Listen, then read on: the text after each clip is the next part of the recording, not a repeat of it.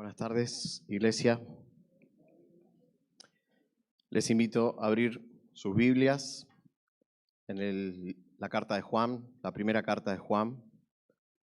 Vamos a continuar con el capítulo 3. Veníamos desarrollando el domingo pasado, que comenzó nuestro pastor. El título del sermón era ¿Distingues a un cristiano de un incrédulo? Y lo que vamos a ver hoy es la segunda parte.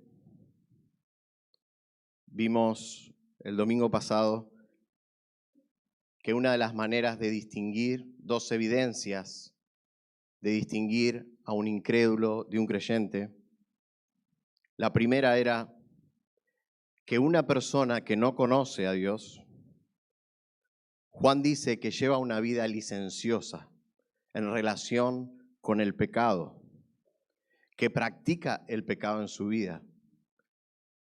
No que no peca, pero que practica habitualmente el pecado en su vida. Que no peca sería un error, sería, como ya vimos en la primera carta de Juan en el capítulo 1, que vimos en 1 Juan, capítulo 1, versículo 8. Si decimos que no tenemos pecado, nos engañamos a nosotros mismos y la verdad no está en nosotros. Así que no estamos hablando que no pecamos, estamos hablando de alguien, una persona que habitualmente practica el pecado.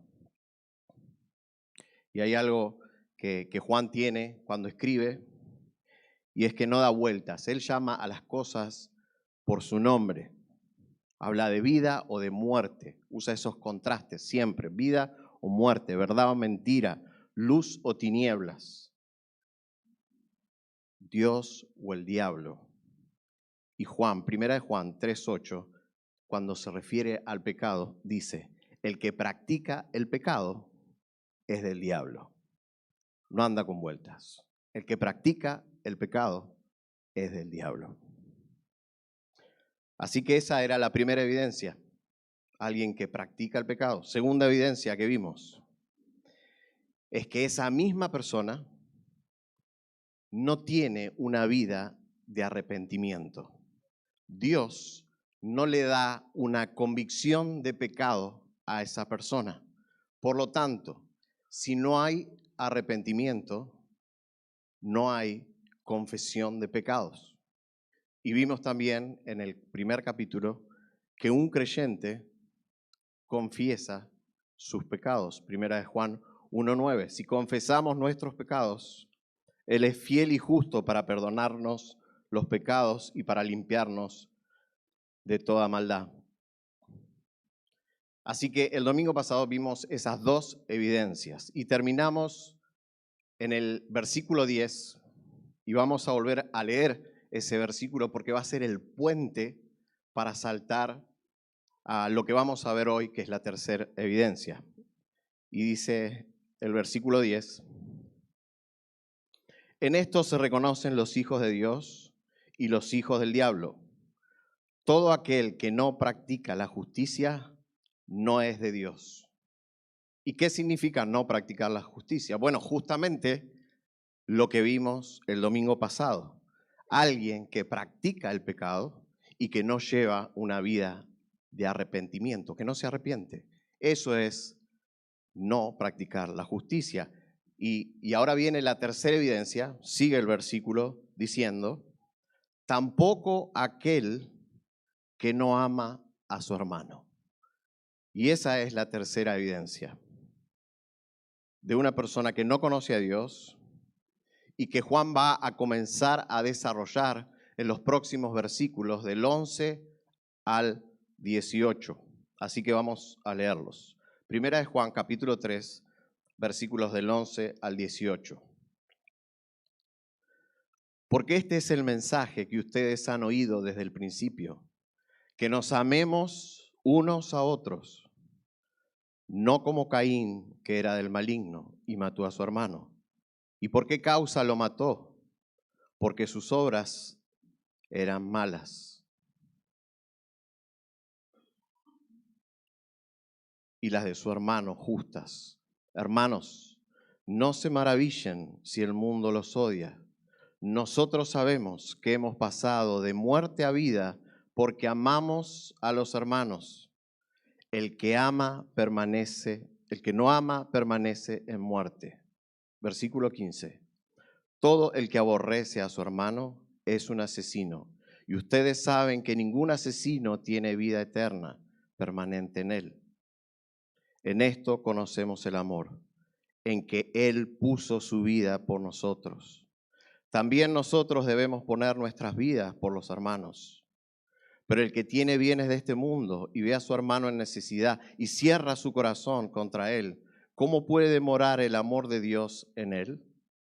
Hijos, no amemos de palabra ni de lengua, sino de hecho y en verdad.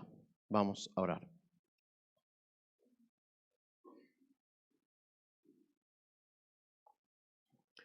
Padre, te damos gracias por permitir una vez más que tu pueblo se congregue junto aquí en este templo que tú has provisto y poder escuchar tu voz, poder alabarte. Padre, y ahora queremos pedirte que tu palabra sea una espada de dos filos que penetre en lo más profundo de nuestro corazón, de nuestros sentimientos y exponga, Señor, todo aquello que no está conforme a tu voluntad. Señor, danos convicción y Padre, también te pido que me ayudes a predicar tu palabra fielmente, de una manera clara y fiel, Señor. Gracias, Padre. En el nombre de Cristo Jesús. Amén. Bien, podríamos bosquejar los siguientes versículos de este sermón en 4 partes o en 4 puntos. En primer lugar, tenemos un mandato, que es el mandato de amarnos. En segundo lugar, Juan nos va a decir lo que no es el amor. En tercer lugar, lo que es el amor. Y en cuarto lugar, el verdadero amor nos lleva a dar. Así que dijimos entonces que la tercera evidencia que Juan les transmite a los creyentes genuinos para que puedan distinguir a los falsos maestros de los creyentes genuinos, falsos maestros, o en el capítulo 2, Juan les llama anticristos. Y es que estas personas, aunque estén en medio de la congregación, aunque se digan cristianos, aunque por ahí estén sirviendo en la iglesia, no conocen a Dios. Y es esta la evidencia, la tercera evidencia que encontramos en el versículo 15 acerca de estas personas. Todo el que aborrece a su hermano es un asesino, y ustedes saben que ningún asesino tiene vida eterna permanente en él. Y Juan les recuerda a los creyentes que ellos, a quienes sí estaba dirigido este mandato y esta carta, ellos sí debían amarse unos a los otros. Y acá entramos al primer punto, el mandato de amarnos. Versículo 11. Porque este es el mensaje que ustedes han oído desde el principio, que nos amemos los unos a los otros. Los falsos maestros no solo no amaban a los hermanos, sino que tampoco podían y tampoco querían amar a los hermanos. Y la razón por la cual ellos no podían amarlos ni obedecer el mandato era simplemente porque ellos no conocían a Dios. No lo amaban, no habían sido perdonados, todavía estaban en sus delitos y pecados, no habían experimentado el amor de Dios, por lo tanto no podían dar lo que no habían recibido. Y Juan en este versículo 11 del capítulo 3 que acabamos de leer, les vuelve a recordar el mandato que ya les había dicho en el capítulo 1 y que les va a volver a decir en el capítulo 4.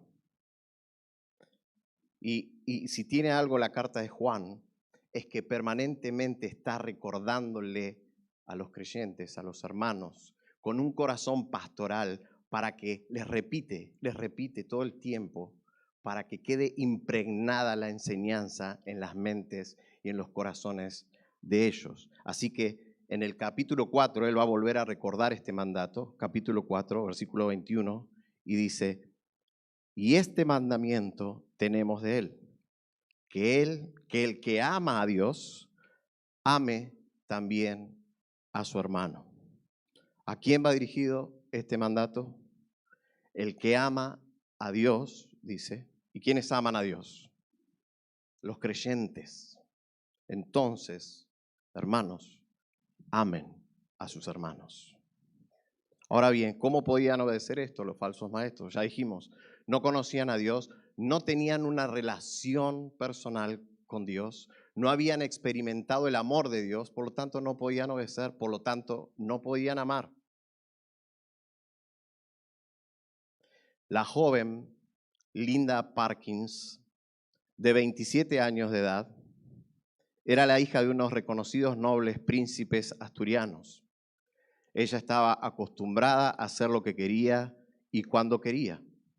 Sus padres habían perdido toda autoridad y respeto de ella. Desde pequeña había sido la reina del hogar. La consideraron en todo cuanto pudieron. Pero a esta altura vivir con ella ya era insostenible. No solo tenía problemas con sus padres, sino también con las amigas que siempre habían soportado con paciencia sus caprichos y altibajos, pero ahora habían desaparecido. Los padres lograron convencerla, creyendo que sería bueno para su vida que se alistara como ayudante en un orfanato de niños. Ni bien ingresó, el primer día le dieron el reglamento de convivencia del orfanato, el cual debía obedecer. Allí estaban no solo las funciones que debía llevar a cabo, sino también cómo ella debía vivir dentro del orfanato, tratar y someterse a las autoridades, el trato con los niños y el trato con las demás internas que trabajaban allí. Cuando Linda, que estaba con varias internas a su lado, terminó de leer el reglamento, estalló en risas y con sarcasmo dijo en voz alta: esto es irrazonable, inadmisible, obedecerlo, imposible. Ellos no saben quién soy yo. A mí es a quien deberían obedecerme. Enseguida se fue a su cuarto, resuelta a no obedecer alguna de las partes de ese reglamento que ella le parecía absurdo. Y a la hora de la cena, cuando Linda entró al comedor, todas las mesas estaban completas, pero había una mesa donde solo estaba ocupada por una persona, una señora. Así que se dispuso a acercarse y comer allí. La señora se presentó solo con su nombre y tuvieron una larga charla por horas. Linda se sintió profundamente conmovida, consolada y con una profunda admiración hacia ella. Cuando regresó a su habitación, se encontró con su compañera de cuarto y le dijo: nunca conocí una mujer tan bella, llena de amor, con tanta bondad y tan comprensiva conmigo. Exclamó dirigiéndose a su amiga: ¡qué gran mujer! Pude sentir su amor por todos los niños y por todas nosotras. Es increíble que en unas pocas horas recibí más amor que en toda mi vida. A propósito, ¿quién es esa señora?, le preguntó Linda a su compañera, porque solo conozco su nombre. La amiga respondió: Linda, hoy has tenido la fortuna de conocer y de tener una larga charla con la directora general y la dueña del orfanato. Sus hombros se encogieron y se llenó de asombro. Pasaba el tiempo y la admiración y el cariño y el amor entre ellas iba en aumento. Linda buscaba de corazón agradarle a la directora. Entonces, con sumisión y gusto, se esforzaba para cumplir todo el reglamento, hasta que después, y ya sin darse cuenta, con gusto y agrado, lo cumplía por completo. ¿Qué llevó a Linda a obedecer el reglamento?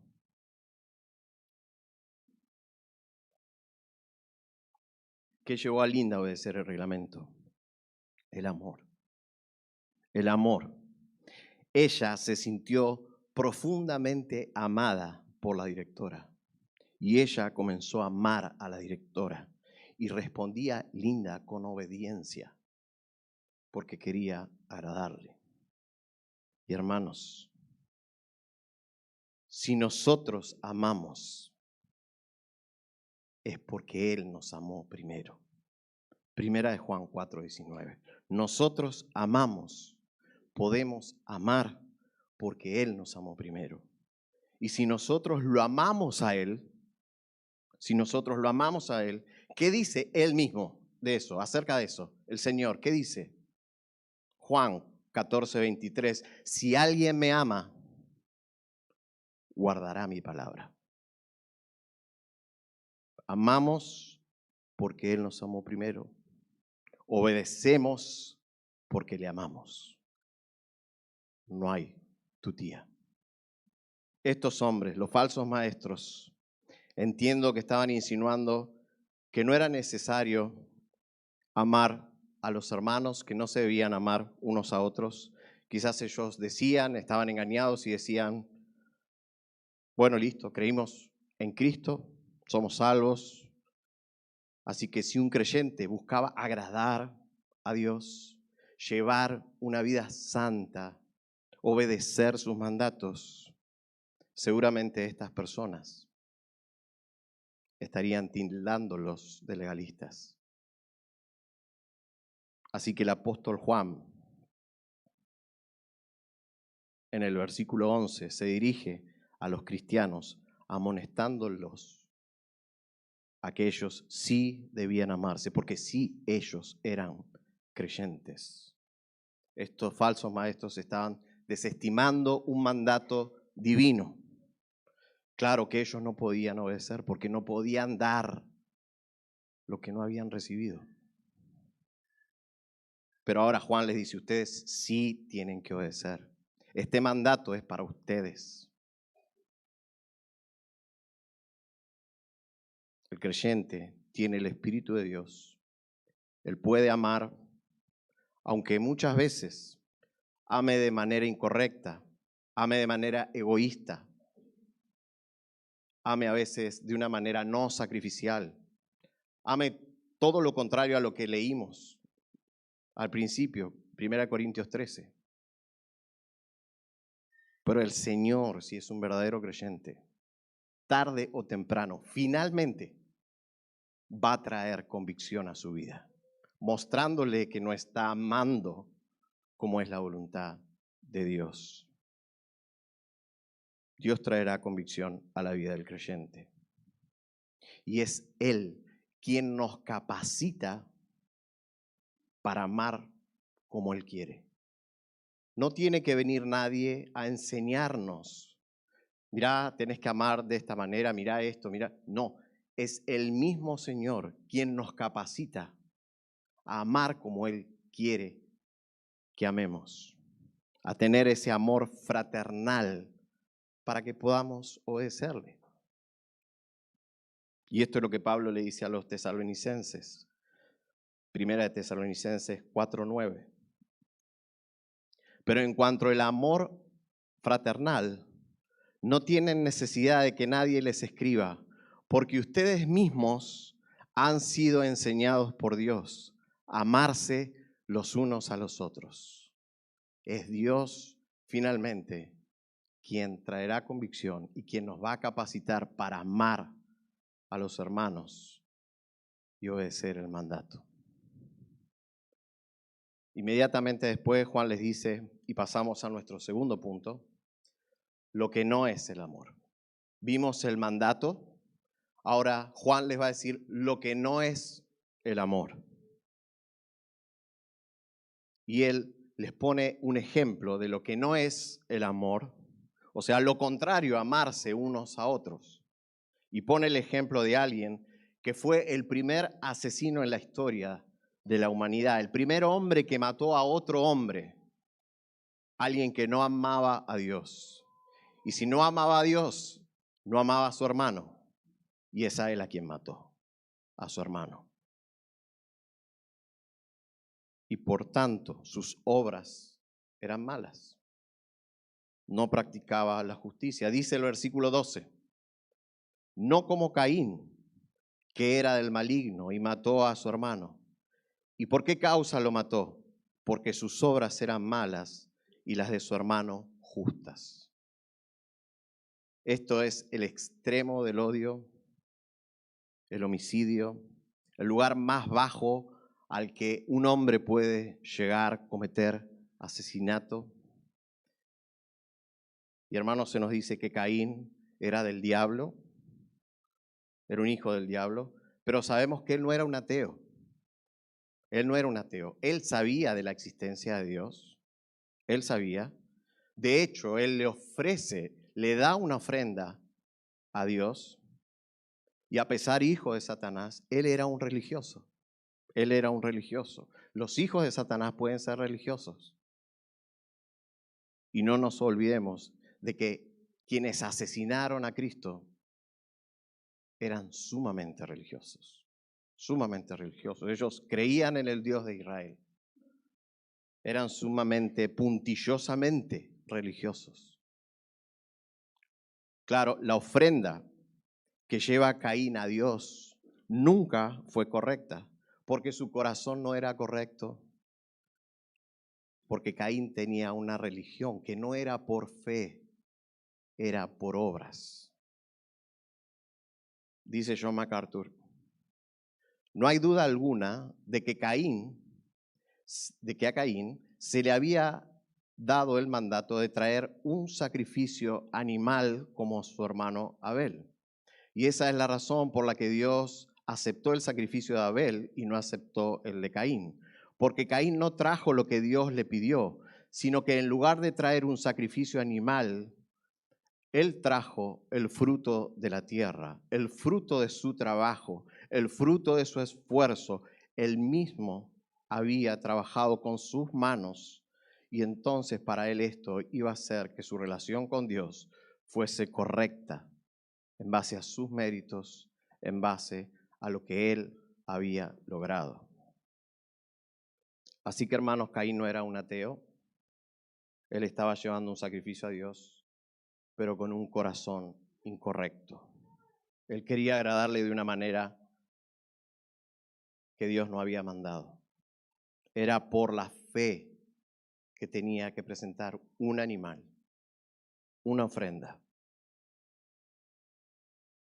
Y a diferencia de su hermano Abel, quien sí obedeció y llevó por la fe la ofrenda que Dios había mandado, dice Hebreos 11:4, por la fe Abel ofreció a Dios un mejor sacrificio que Caín, por lo cual alcanzó el testimonio de que era justo, dando Dios testimonio de sus ofrendas, y por la fe, estando muerto, todavía habla. Y ahora todos los creyentes, al igual que Abel, por gracia y por medio de la fe, nosotros también podemos ofrecer sacrificios, pero no animales como en el Antiguo Testamento, sino nosotros mismos nos ofrecemos como un sacrificio vivo y santo, agradable a Dios, con toda nuestra manera de vivir.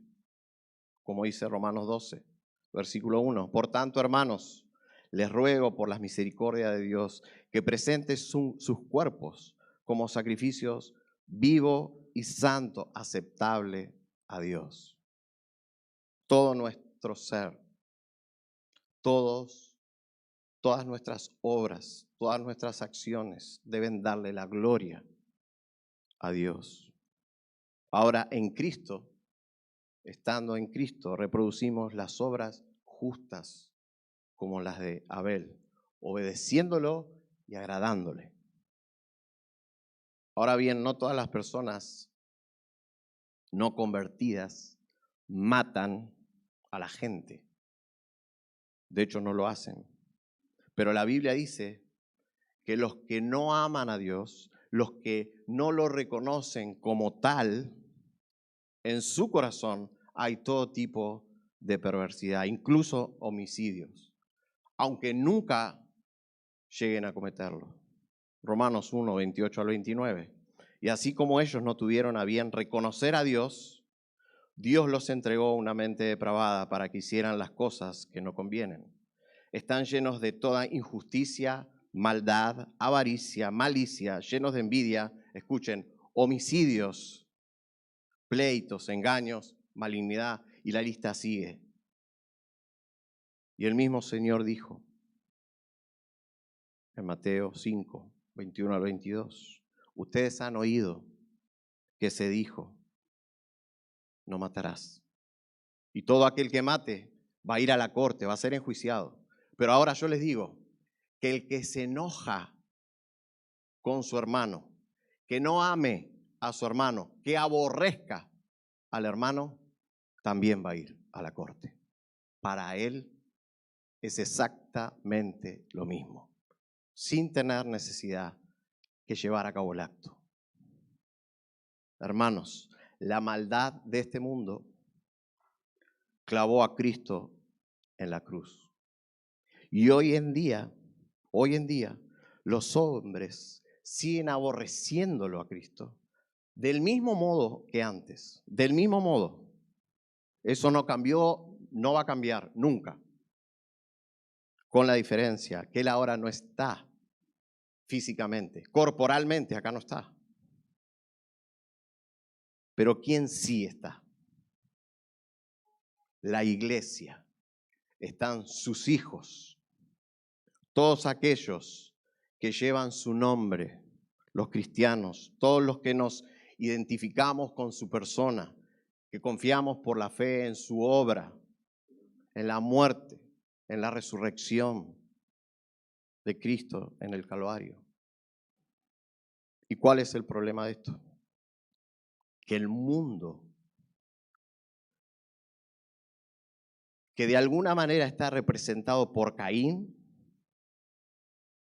que son del maligno y que odian y que aborrecen,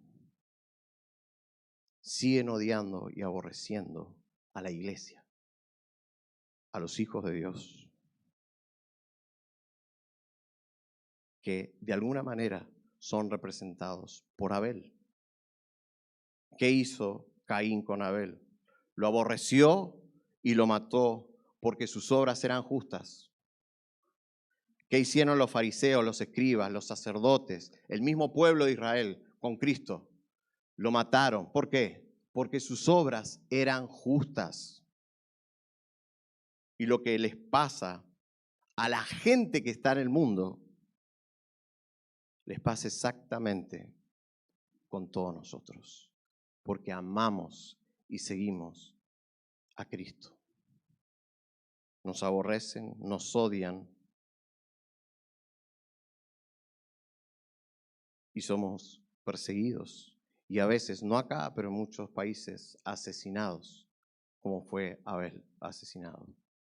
Entonces Juan les dice, versículo 3, hermanos, no se maravillen si el mundo los odia. No se maravillen. En cierta manera vivimos en un mundo que está lleno de Caínes. Odian a Dios y odian a los Abeles, a los cristianos. Esto no era algo nuevo que Juan les estaba diciendo a ellos. Esto ya Cristo mismo lo había advertido. Se los había advertido a los discípulos. Juan 15, 18 al 19. Si el mundo los odia, sepan que me ha odiado a mí antes que a ustedes. Si ustedes fueran del mundo, el mundo amaría lo suyo. Pero como no son del mundo, sino que yo los escogí de entre el mundo, por eso el mundo los odia. Por eso el mundo los odia.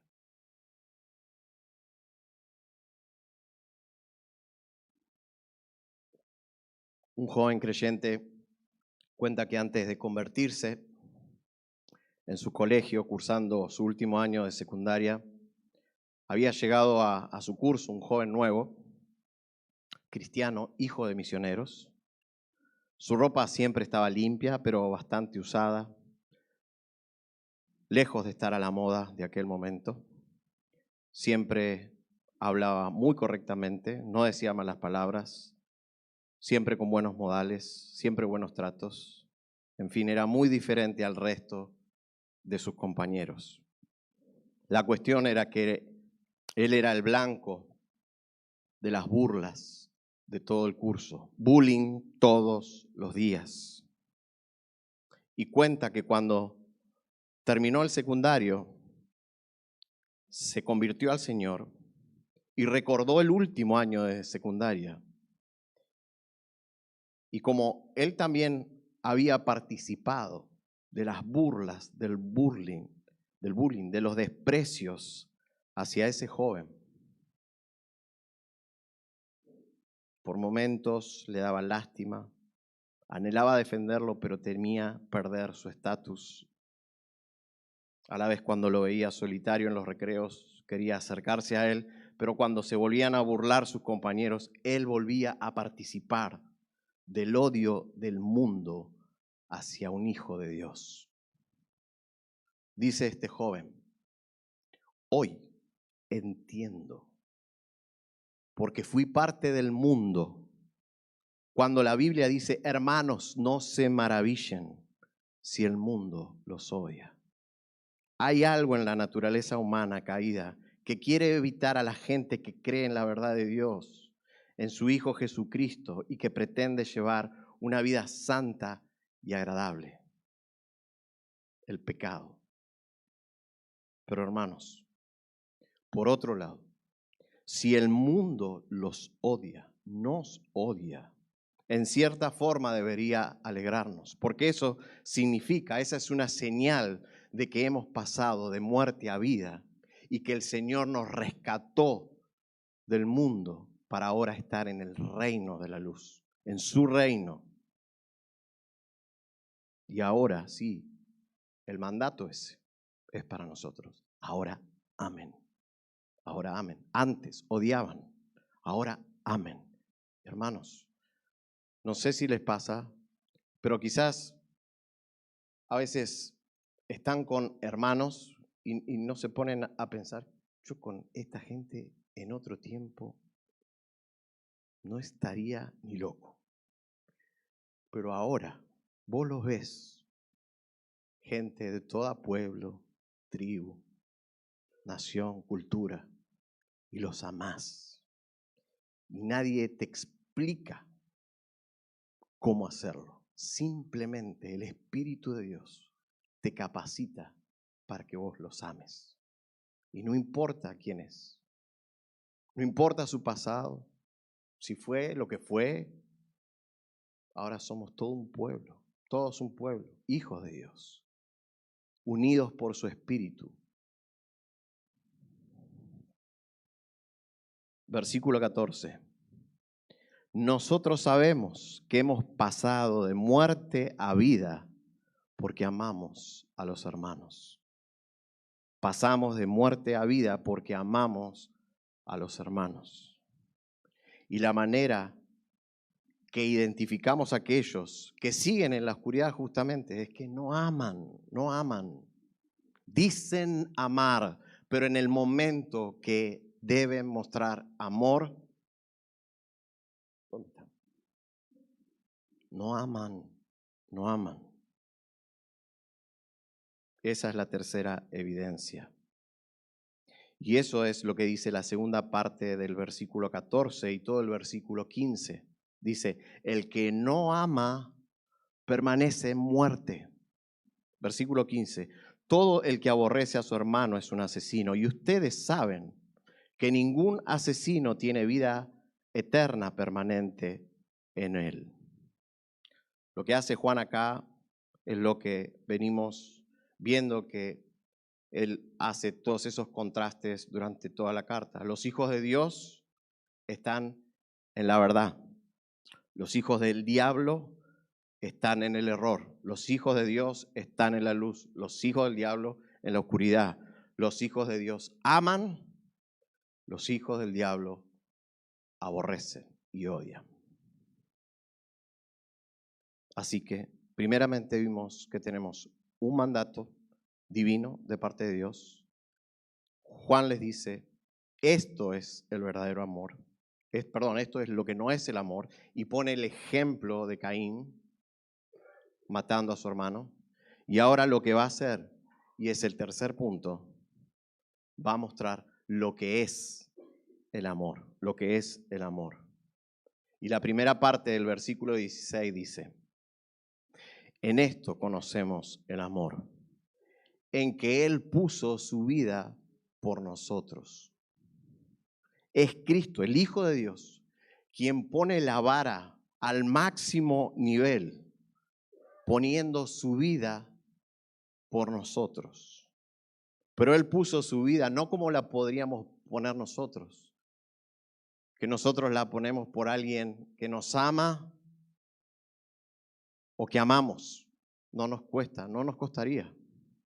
Él puso su vida por personas que lo aborrecían. A Él lo aborrecían. Él puso su vida por esas personas. Vos, yo, lo aborrecíamos. Y Él puso su vida por ellos, por los Caínes. Y de hecho, puso su vida, y no lo sabemos, pero Él, cuando estaba colgado en la cruz, y toda la gente que estaba ahí participando, siendo partícipe de su muerte, abucheándolo, Él le hizo una petición al Padre por esas personas. Padre, perdónalos, porque no saben lo que hacen. Estando colgado en la cruz, Él miró al Padre y le dijo, perdónalos, perdónalos. Qué tremendo, hermano. La verdad que no sé cuántos de nosotros podríamos hacer esto realmente. Y con vergüenza lo digo, yo creo que no lo sé, no lo creo. Yo no sé si estuviera dispuesto a dar mi vida. Un ejemplo, por un asesino que mate a mi esposa o a mis hijos. La verdad que no lo sé, no lo creo. Les podría decir que sí para quedar bien, pero la verdad es que no lo creo. No lo creo. Pero gloria a Dios que hubo uno que sí estuvo dispuesto. Uno sí estuvo dispuesto, a pesar de que lo aborrecían, de entregar su vida. ¿Y saben por qué? Gracias a Dios. Porque quizás ni vos ni yo cometimos tal cosa, pero la Biblia es muy clara, apunta a vos y a mí. Nuestro corazón es homicida y quizás nunca cometimos el hecho.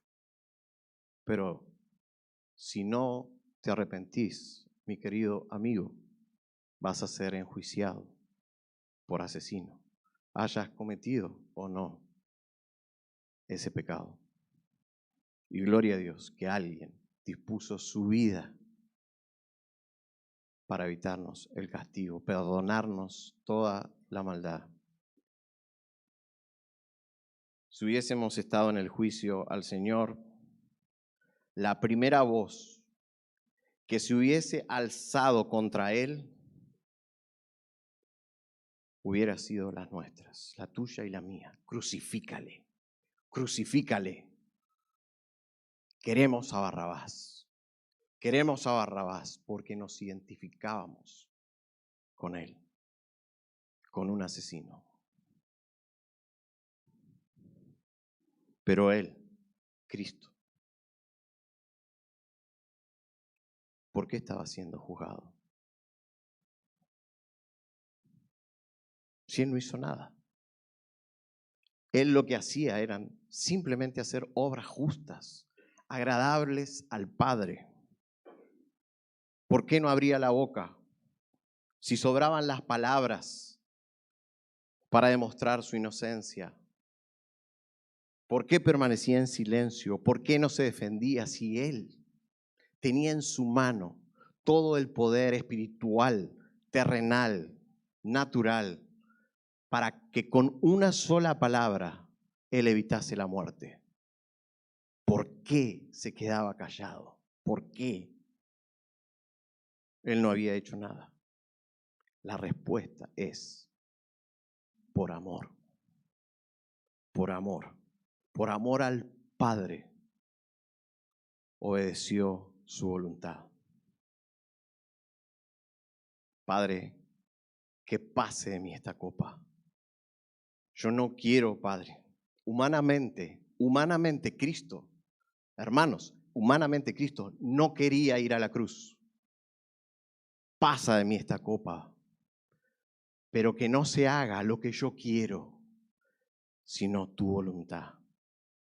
Y la voluntad del Padre fue que Él vaya a la cruz. Y Él, por amor al Padre, se sometió y obedeció la voluntad de Él. Filipenses 2:8. Hallándose en forma de hombre, se humilló Él mismo, haciéndose obediente hasta la muerte y muerte de cruz. En eso conocemos el amor, en que Él puso su vida por nosotros. Hermanos, Juan 3:16, que todos los conocemos, dice que de tal manera amó Dios, y esta expresión es como decir, no te das una idea, no podés imaginarte, no hay palabras humanas para que vos entiendas el amor que Él tenía. De tal manera amó Dios al mundo. Y fíjense y Él pone la regla acá, lo que hace el amor verdadero. Y dice, de tal manera amó Dios al mundo que dio a su Hijo unigénito, lo más preciado del Padre, para que todo aquel que crea en Él no se pierda, sino que tenga vida eterna. Y luego de decirles, esto es el verdadero amor, después de ponerle lo que es lo contrario al amor, el ejemplo de Caín, les dice, en esto conocemos el amor. Es un amor que no podemos describir, en que Él puso su vida por nosotros, por amor. Y luego continúa el versículo en la segunda parte del versículo 16 y ya hasta el versículo 18, y pasamos a nuestro cuarto punto. Lo que hace el verdadero amor, y que es lo que vimos recién, te lleva a dar el verdadero amor. Juan los lleva de la teoría, de la doctrina, a la práctica.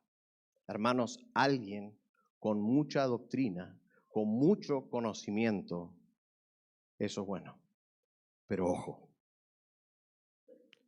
ojo, lo que tienen que observar es si ese hermano, hermana, lo lleva a su vida práctica.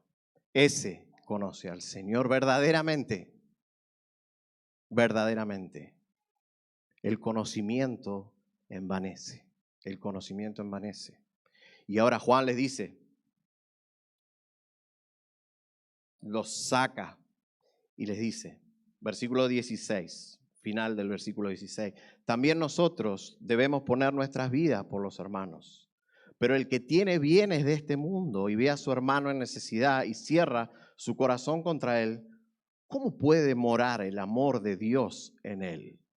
Imposible. Hijos, No amemos de palabra ni de lengua, sino de hecho y en verdad. Por la gracia de Dios, nosotros no vivimos en un país con persecución y que eso desemboque en la muerte como en otros lugares del mundo. Pero entonces, ¿cómo se aplica este pasaje a nosotros hoy acá? Poner nuestras vidas por los hermanos se refiere a vaciarse de uno mismo. El amor cristiano lleva al sacrificio, a la entrega, a dar, a renunciar. Hermanos, puede ser que nunca se presente la oportunidad en que vos tengas que poner tu vida por un hermano. Pero los bienes de este mundo, como el alimento, como el vestido, ayudan a sostener la vida de tus hermanos. Ayudan a sostener la vida de tus hermanos. El amor es esa disposición del corazón de entregar aquello que tiene valor para vos,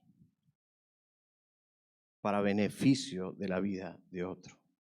Dice John MacArthur, afirmar que se ama a alguien no es suficiente, porque el amor no es cuestión de sentimiento, sino de obras. Y hermanos, tanto el amor, al igual que la fe, las obras evidencian la fe y el amor. Sin esas obras, bla, bla, yo puedo decir que tengo amor, yo puedo decir que creo, bla, son palabras. La evidencia real de eso son las obras. Santiago capítulo 2, versículos 15 al 17. Si un hermano o una hermana no tienen ropa y carecen de sustento diario, y uno de ustedes les dice, vayan en paz, caliéntense y sáciense, pero no les dan lo necesario para su cuerpo, ¿de qué sirve? Así también la fe por sí misma, si no tiene obras, está muerta. Y dice John Stott, los hechos hablan más fuerte que las palabras. El amor no es esencialmente ni sentimiento ni palabras, sino hechos. Hechos, obras. Esas obras evidencian lo que hay en tu corazón. Hechos concretos. Y eso es lo que enseña el mismo Cristo. Así como cuando un creyente es perseguido, ¿a quién se está persiguiendo? A Cristo. Es lo que Cristo le dijo a Pablo. Cuando Pablo iba camino a Damasco persiguiendo a los creyentes, le sale al encuentro el Señor a Pablo y lo tira al piso y le dice, Pablo, Saulo, Saulo, ¿por qué me persigues? Señor, ¿quién eres? Jesús, al que tú persigues. Él no estaba buscando a Cristo. Él quería hombres que sigan a Cristo. Pero Cristo le dice, ¿por qué me persigues? Es a mí a quien me persigues. Y lo mismo, hermanos, cuando nosotros ayudamos a un hermano, estamos ayudando al mismo Cristo, al mismo Cristo. En Mateo 25 el Señor les dice que cuando Él vuelva, va a separar las cabras, los incrédulos, de las ovejas, los creyentes. Mateo 25, 34 al 40 dice, el Señor les va a decir a los santos, a los hijos de Dios, vengan benditos de mi Padre, hereden el reino preparado para ustedes desde la fundación del mundo. Porque tuve hambre y ustedes, los hijos de Dios, me dieron de comer. Tuve sed y me dieron de beber. Fui extranjero y me recibieron. Estaba desnudo y me vistieron. Enfermo y me visitaron. En la cárcel y me vinieron a ver. Entonces los justos responderán diciendo, o sea, los hijos de Dios, al escuchar las palabras del Señor, le van a decir, pero Señor, ¿cuándo te vimos? ¿Hambriento y te dimos de comer? ¿O sediento y te dimos de beber? ¿Y cuándo te vimos como un extranjero y te recibimos? ¿O desnudo y te vestimos? ¿Cuándo te vimos enfermo o en la cárcel? Y el Señor les dice, en verdad les digo, le está hablando a sus hijos, a creyentes, en verdad les digo, en cuanto lo hicieron a uno de estos hermanos míos, aún a los más pequeños, a mí me lo hicieron. A mí me lo hicieron. Iglesia, la tercera evidencia para distinguir a aquellos que no conocen a Dios es que no aman a la iglesia. No aman a la iglesia, no dan su vida por la iglesia, no se dan por la iglesia. Mientras que los verdaderos creyentes aman de manera práctica y no solo de palabra. Y se dan de su tiempo, se dan de su vida, dan de sus bienes, dan de sus dones al servicio y por amor a los hermanos. ¿Cuál es la clase de amor que tenés? ¿Es un amor que te lleva a dar como el de Dios, que dio a su Hijo?